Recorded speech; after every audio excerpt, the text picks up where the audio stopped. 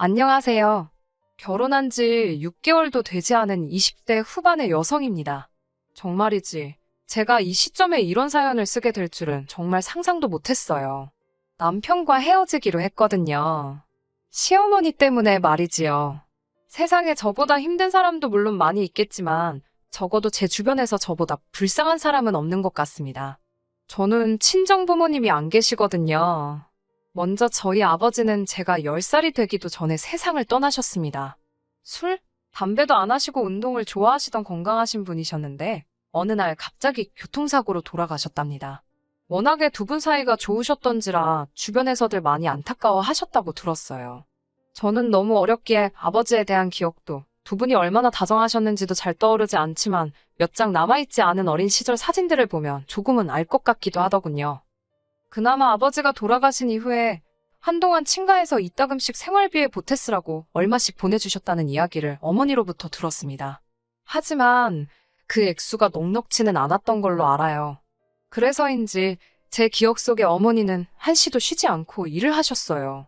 낮에는 인근 아파트의 관리사무실에서 격리 일을 보셨고 퇴근 후에는 바로 인근 고깃집에 가셔서 아르바이트도 하셨거든요.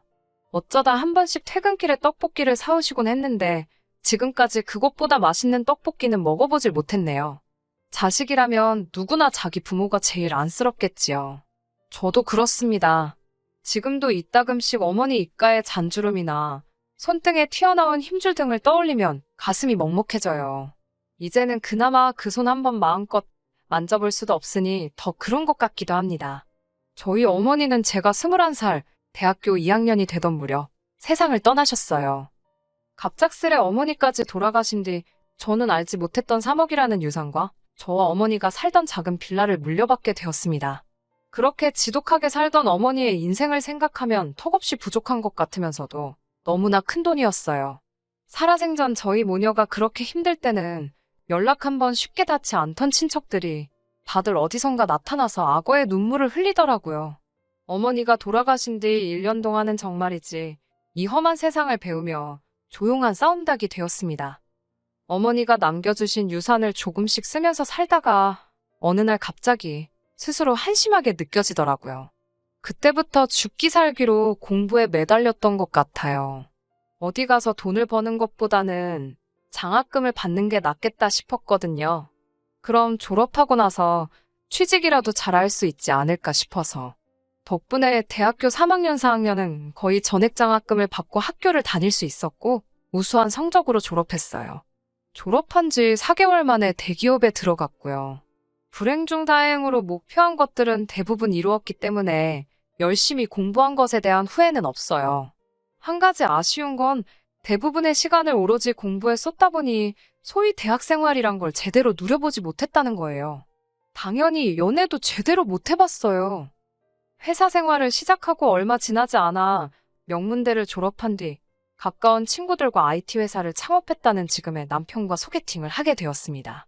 사실 저는 여고, 여대를 다녔고 소개팅은 처음이었습니다.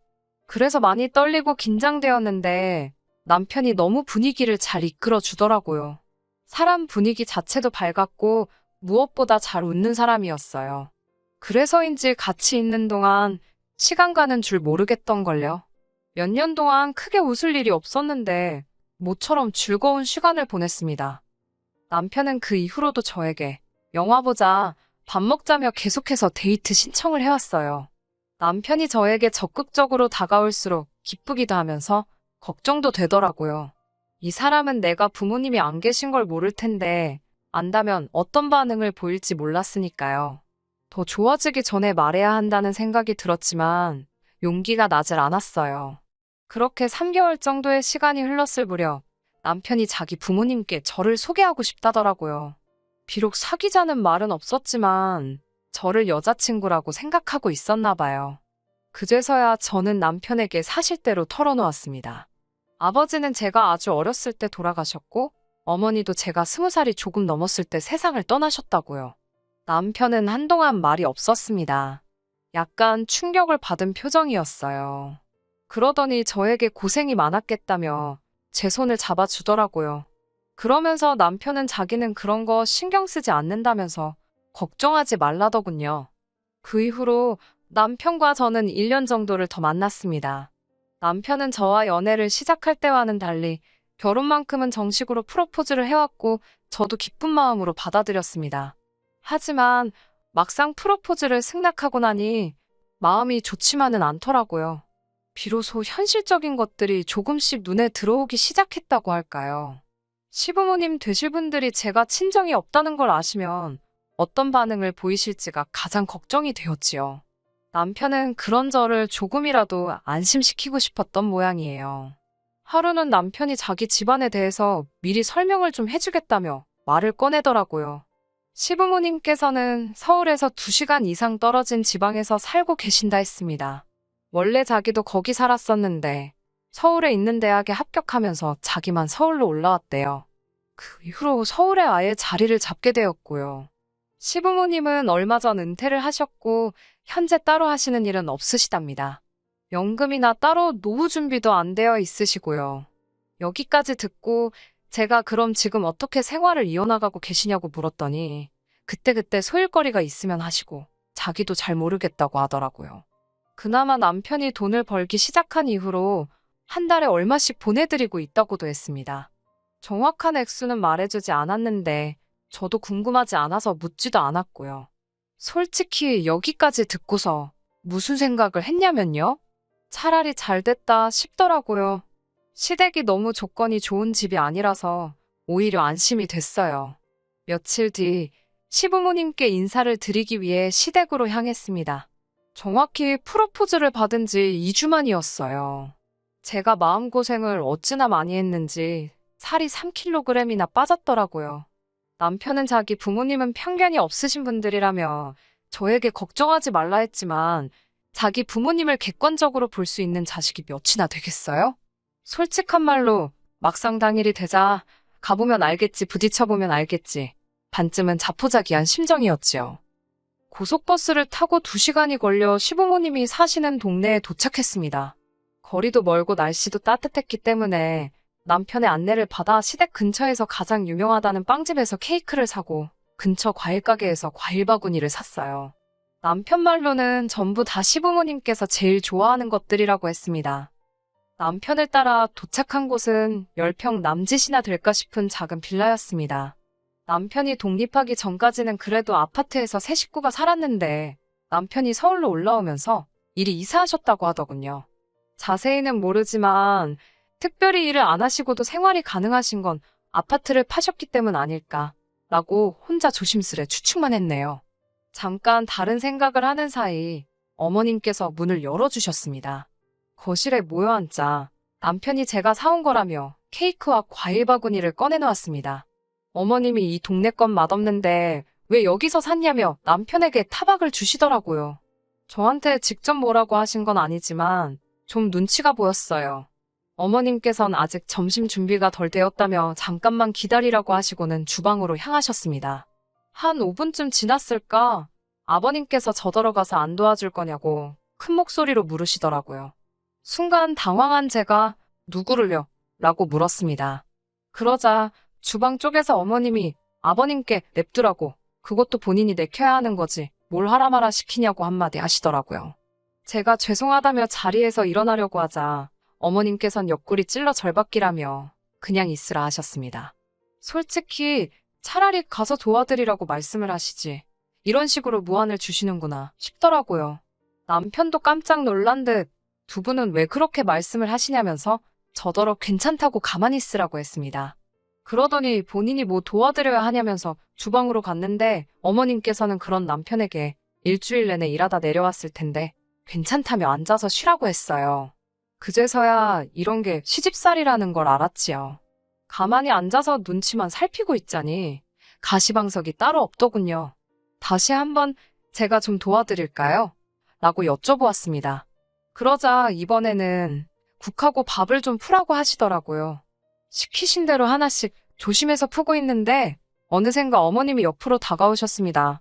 얼마간 제가 하는 걸 지켜보시더니 뭔가 성에 차지 않으셨나 봅니다. 이유를 말씀도 해주지 않으시고 제가 보는 앞에서 전부 다 비워내고 처음부터 다시 하시더라고요. 민망하기도 하고 어찌할 바를 모르겠기에 시어머니 손끝만 바라보고 있는데 어머니께서 너네 엄마는 이런 것도 안 가르쳤냐고 물어보셨습니다. 갑자기 어머니 이야기가 나오니까 짧은 순간이지만 당혹스러웠습니다. 어떻게 대답해야 할지 모르겠던 찰나에 아버님께서 빨리 좀 먹자며 부엌으로 들어오셔서 나름 고비를 넘길 수 있었어요. 밥을 먹는데 혀끝에서 느껴지는 게 밥알인지 모래알인지 도통 모르겠더라고요. 그때 어머님께서 저에게 질문을 하시기 시작하셨습니다. 학교는 어디 나왔고, 제 직업은 뭐고, 돈은 얼마나 버는지 그런 것들이요. 여대를 나왔고, 현재 대기업을 다니고 있다고 했습니다. 어머님은 시큰둥한 반응을 보이시더니, 사실 당신은 저도 알다시피 아들이 명문대를 나왔기 때문에 며느리도 비슷한 수준을 맞길 바라셨답니다. 그렇지 않아도 죄다 공무원이나 교사, 약사 같은 선자리만 들어왔는데 그나마도 당신 성에 안 차서 죄다 물렸다나요. 그런데 막상 아들이 평범한 회사원을 데려와서 좀 김샜고 실망이라 하셨습니다. 당사자 면전에다 대놓고 그런 말씀을 하시니 저도 사람인데 기분이 좋지는 않았습니다. 솔직히 제가 친정이 없어서 그렇지 학교나 직장을 봤을 때는 그렇게 처지는 조건도 아니라고 생각했는데 말이에요. 결국 어떻게 반응해야 할지 모르겠어서 애꿎은 밥알만 꾸역꾸역 입안에 밀어넣고 있었습니다. 남편도 쓸데없는 말씀하시지 말라며 어머님을 말리고 있었고요. 그리고 정말 피하고 싶었던 대화 주제가 나왔습니다. 아버님께서 부모님은 뭐 하시는 분들이냐고 물어보셨어요. 저는 두 분 다 돌아가셨다고 솔직하게 말씀드렸습니다. 감출래야 감출 수 있는 것이 아니었으니까요. 그러자 어머님께서는 깜짝 놀란 표정을 지으시더니 사고인지 아니면 병인지 물으셨습니다. 솔직히 처음에는 무슨 말씀을 하시는 건지 제대로 알아듣지를 못했어요. 그러자 아버님께서 아파서 죽었냐고 아니면 뭐 다쳐서 죽었냐고 그러시는 거예요. 호통치듯 물어보셔서 깜짝 놀랐고 아버님의 거친 말씀에 마음이 아팠습니다. 아무리 본인 일이 아니라지만 너무 무신경하게 말씀하시는 모습에 솔직히 실망스러웠어요. 저는 아버지는 사고로 돌아가셨고 어머니는 병으로 돌아가셨다고 말씀드렸습니다.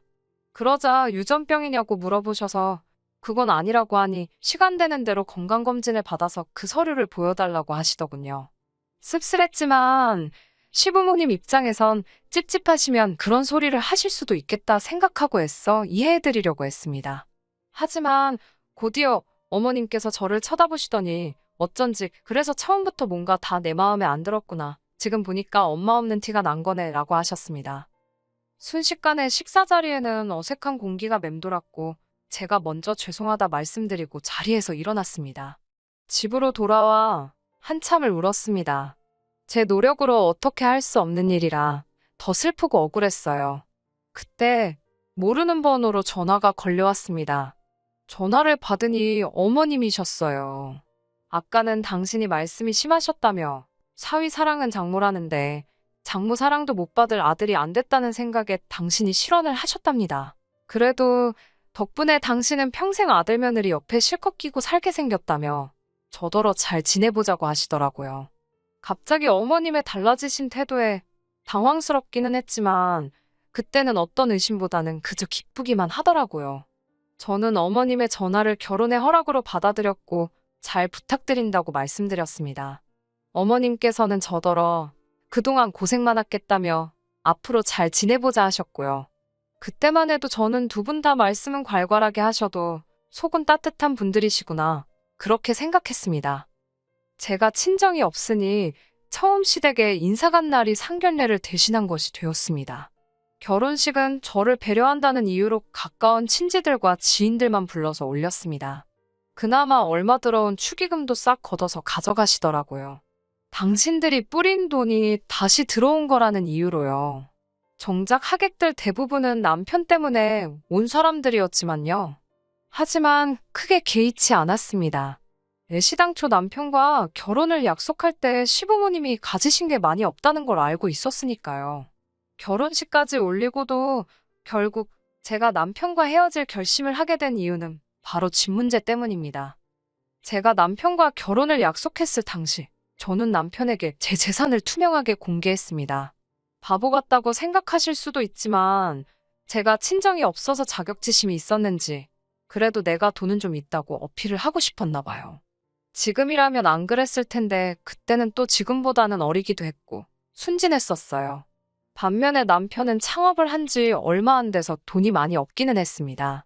그래도 수익이 나고 있었고 전망이 밝았으니까 결혼을 약속한 거예요. 물론 시댁에서 도움을 받을 거라는 기대는 조금도 없었습니다.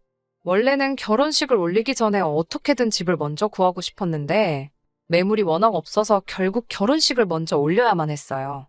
다행히 인터넷에 보니까 3개월에서 6개월짜리 단기 오피스텔 월세도 있더라고요. 그래서 일단은 단기 월세로 살면서 시간적 여유를 갖고 집을 구하자고 했습니다. 그러면 남편도 그 사이에 돈을 좀 더 모을 수도 있고 여러모로 저희 둘한테 유리하겠다 싶었고요. 하지만 어머님께서는 저에게 왜 친정어머니가 물려주신 유산으로 집을 사면 되는 걸 괜히 쓸데없이 월세에 돈을 낭비하냐며 걸핏하면 전화를 거셔서는 화를 내셨습니다. 제가 회사에서 일하고 있을 시간인 걸 뻔히 아시면서도 시도 때도 없이 그러시더라고요. 몇 번 당하고 난 뒤에는 솔직히 어머님 번호만 봐도 심장이 두근거리고 토할 것 같은 기분이 들기 시작했어요. 그래서 일부러 전화를 안 받기도 했네요. 그러자 한 번은 아버님께서 그러다 네 시부모 죽었다는 소식도 다음날 들을 거냐며 한 소리 하시더라고요. 이때는 정말 야속하단 생각이 들었습니다. 남편이 저 대신 아버님한테 무슨 말씀을 그렇게 하시냐고 한 소리 하니까 아버님은 그냥 별뜻 없이 하신 말씀이라더군요. 아무튼 어머님께선 자꾸만 저더러 일단 친정어머니가 주신 돈으로 집을 사라고 하셨습니다. 너네 엄마가 이럴 때 쓰라고 물려줬겠지. 어디다 쓰라고 물려줬겠냐면서요. 결국 어머님 등살에 못 이겨 친정어머니의 유산과 빌라를 판 돈까지 합쳐 서울에 있는 아파트를 샀습니다. 시부모님께서는 부부가 살 집이니까 공동명의를 해야 한다고 성하셨어요. 전 내키지 않았지만 시부모님 등살에 어쩔 수 없이 그렇게 하기로 했고요. 그런데 지금 생각해보면 하늘에 계신 부모님이 절 도와주신 것 같습니다. 아파트 계약날 남편에게 갑자기 일이 생겨서 못 올 것 같다며 연락이 왔어요.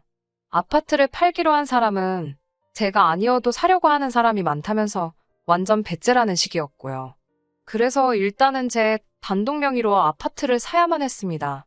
그때만 해도 남편이나 저나 이렇게 헤어지게 될 줄 몰랐기 때문에 단순히 나중에 시간 될 때 공동 명의로 바꾸면 되겠지라고 생각했어요. 지은 지 얼마 되지 않은 아파트였기 때문에 간단히 도배와 마루 정도만 교체한 뒤 이사를 했습니다. 그런데 이사하고 일주일쯤 지난 주말 아침 시부모님께서 양손 가득 짐을 싸들고 오셨더라고요. 남편은 당혹스러운 표정으로 현관에서 시부모님과 대치 중이었습니다. 저는 들은 바는 없었지만 그래도 시부모님을 현관에 서 계시게 할 수는 없었기에 일단 들어오시라 했습니다. 매실차를 내어드리고 무슨 일로 오셨는지 여쭤보았어요.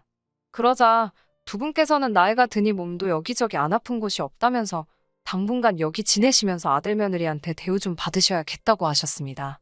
생각지도 못한 시부모님의 말씀에 당혹스러웠지만 그렇다고 먼 길 올라오신 두 분을 바로 돌려보낼 수도 없는 노릇이었지요. 일단 기왕 올라오셨으니 한 일주일 쉬고 가시라 했습니다. 그런데 그날 오후부터 어머님께서는 잘난 당신 아들이 서울에 집을 마련했다며 지인들에게 전화를 돌리기 시작하셨습니다. 그뿐 아니라 집들이를 한다며 몇몇 분들은 초대도 하셨고요. 저에게 오라고 했다가 못 오게 하면 당신 체면이 서질 않으니 손님들이 오는 날은 회사에 휴가를 내던 어떻게 해서라도 손님 맞을 준비를 하라고 하셨습니다. 그제서야 뭔가 단단히 잘못되어 가고 있다는 생각이 들었어요. 결국 고심 끝에 어머님께 이번 한 번은 제가 어머님 체면도 있고 아니 손님들이 오실 때 자리를 피해드리겠다 했습니다. 하지만 여기는 저희 둘이 사는 집인 만큼 앞으로는 꼭 연락하고 오시고 마음대로 어머님 손님이든 아버님 손님이든 부르지 마시라고 말씀드렸어요. 그러자 시부모님 두 분 다 당신들이 아들 집 오겠다는데 왜 며느리 허락이 필요한 거냐며 네가 뭔데 와도 된다 만다를 따지냐고 호통을 치셨습니다. 전 순간 이 두 분이 무슨 기억상실이라도 걸리셨나 싶었습니다. 이 집을 제 돈으로 샀다는 걸 그새 까먹기라도 하신 건가 싶었거든요. 그게 까먹어질 일인가 싶었고요. 아버님은 한술 더 떠서는 저는 부모가 없는데 남편은 시부모님이 계시니까 그게 셈이 나서 제가 부모 자식 연을 끊게 하려고 지금 이러는 거랍니다. 도대체 무슨 말씀을 하시는 건지 이해가 되질 않더라고요. 그래도 만약 예전처럼 남편이 변함없이 부모님 앞에서 제 편이 되어주고 제 입장을 대변해 주려고 노력했다면 설령 그 효과가 아주 작고 미비했을지라도 저는 참고 살았을 거예요. 하지만 다 잡은 물고기라고 생각해서였을까요? 남편의 태도는 결혼 전과는 너무 많이 달라져 있었습니다. 남편은 저에게 그거 집 사는데 돈 좀 보탰다고 나이 드신 시부모님한테 너무 드세게 군다면서 질린다고 하더라고요.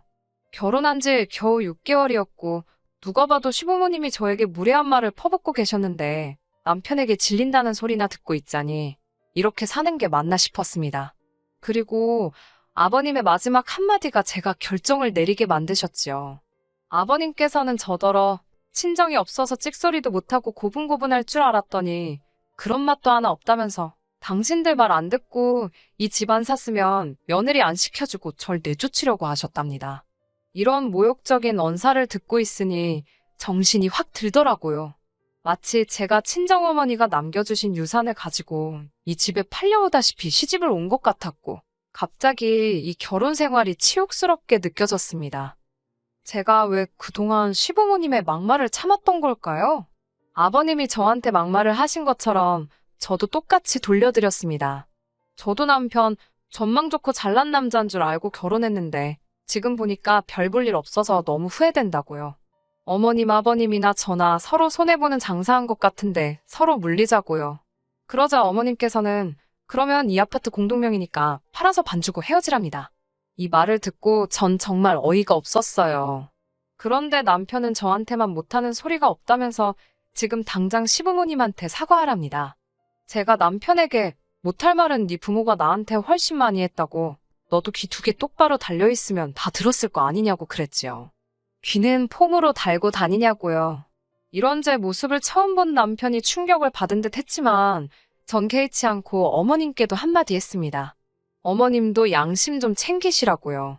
능력 좋은 아들이 서울에 집을 마련했다고요. 어머님, 아드님 지분은 이 집에 단 1%도 없습니다. 그리고 그놈의 명문대에서 1년에 몇 명씩 졸업하는지 알기나 하시냐고요. 제 말에 제대로 대답도 못하시고 몸만 부들부들 떠시던 어머님은 급기야 해서는 안 되는 말씀을 내뱉으셨습니다. 저더러 네 부모가 네 이러는 꼴 안 보려고 일찍 죽었나 보다고 그러셨어요. 그 말을 듣는 순간 정말이지 말 그대로 눈이 뒤집어지는 것 같았어요. 마음 같아선 당장이라도 위아래 할 것 없이 어머님 입을 한 대 때려드리고 싶더군요. 하지만 차마 그렇게는 할 수가 없어서 저도 악담 한마디 해드렸습니다. 어머님이 자꾸 이런 모습 보여주시면 어머님 아들도 어머님 이러는 꼴 안 보려고 일찍 죽을지도 모르겠다고요. 서로 결국 감정이 격해졌습니다. 저는 남편한테 양심이 있으면 네 부모 데리고 당장 내 집에서 꺼지라고 했어요. 어머님은 공동명의의 네 집 내 집이 어딨냐며 남편더러 나가긴 우리가 왜 나가냐며 버티라 하셨습니다. 남편이 그제서야 공동명의 설정을 아직 못했다고 이야기했고 어머님은 당황하고 실망하신 기색이 역력했어요. 그러더니 하신다는 소리가 공동명의 대신 위자료 달랍니다. 친정도 없는 며느리 유산 보고 결혼시켰는데 이런 뻔뻔한 경우가 어디 있냐며 소리소리를 지르더라고요. 전 법대로 하라고 했고요. 소리만 지르면 뭐 다 되나요? 결국 제 생각대로 애시당초 유산으로 받은 재산인데다가 혼인신고도 되어 있지 않았기에 남편 몫으로 돌아갈 건 단 1원도 없었습니다. 게다가 그 짧은 기간 동안 부동산 시장이 엄청 활발했던 터라 제가 사놓은 아파트가 그새 가격도 제법 올랐더라고요. 저희 시어머니는 나중에는 얼마나 마음이 급해서 그런 건지 그게 다 자기 덕이라며 집값이 상승한 부분만큼은 자기에게 줘야 된다는 말도 안 되는 억지를 쓰셨지만 당연히 효과는 없었지요. 결국 그로부터 얼마 지나지 않아 저와 남편은 헤어졌습니다. 그나마 불행 중 다행으로 서류 한 장 얽힌 게 없었기에 모든 것이 워낙에 수월하게 정리되었습니다. 돌이켜 생각해보면 결정적인 순간마다 번번이 하늘에 계신 부모님이 저를 지켜주셨던 것 같아요. 지금은 남편이 밉고 그런 감정은 남아있지 않습니다. 그저 가끔씩 나에게도 고민을 털어놓거나 아프다고 투정을 부릴 수 있는 친정이 있다면 얼마나 좋을까 싶어요. 다시 혼자가 되어버렸다고 생각하니 씁쓸하긴 하네요. 하지만 하늘에서 절 지켜보고 계실 부모님을 위해서 다시 한번 기운내 열심히 살아보려고요. 끝까지 들어주셔서 감사합니다. 오늘의 사연은 여기까지입니다. 구독과 좋아요, 알람 설정 부탁드리고 더 좋은 사연으로 다시 찾아뵙겠습니다. 감사합니다.